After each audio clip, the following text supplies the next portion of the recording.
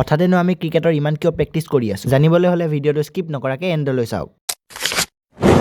hello' ৰাইজ মই আসিফ মোৰ নটা ভিডিঅ'লৈ আপোনালোক সকলোকে স্বাগতম জনাইছো হাতত ষ্টিঙৰ কেন লৈ মই ওলালো লগৰটোৰ ঘৰলৈ বুলি লগৰজনক ঘৰৰ পৰা মাতি হাতত বেট বল লৈ আমি এতিয়া গৈ আছো খেলিব যিহেতু এতিয়া মাকৈ সিজন সেইবাবে ফিল্ডত আহিছাও চাৰিওফালে কেৱল মাকৈ আৰু মাকৈ বাৰু যিয়ে নহওক খেলিব আহিছো যেতিয়া খেল হ'বই মানে যিহেতু আমাৰ টিমৰ লগত বেলেগ এটা টিম খেলিব আহিব সেইবাবে আজি ধুনীয়াকৈ কৰি আছো প্ৰেক্টিছ ইফালে কৰি আছে ধুনীয়াকৈ কিপিঙৰ প্ৰেক্টিছ আনফালে আকৌ মই কৰি আছো বলিঙৰ প্ৰেক্টিছ মোৰ বলিং ষ্টাইলটো কেনেকুৱা লাগিছে কমেণ্ট বক্সত ক'বলৈ একদম নাপাহৰিব আমাৰ ধুনীয়াকৈ প্ৰেক্টিছ চলি থকাৰ মাজতে ষ্টাম্প লৈ আহি গ'ল আমাৰ লগৰজন ষ্টাম্প অহাৰ পিছত আমি আৰু অলপ ধুনীয়াকৈ কৰিলো প্ৰেক্টিছ কৰি থকাৰ মাজতে আমাৰ অপনেণ্ট টিমটো আহি ওলাল এতিয়া ধুনীয়াকৈ টছ হৈ গ'ল আৰু আমি টছত জিকি ফাৰ্ষ্ট ফিল্ডিঙে ল'লো তাৰপিছত খেলৰ কেপ্টেইনে ইফালে মিলাই আছে পইচা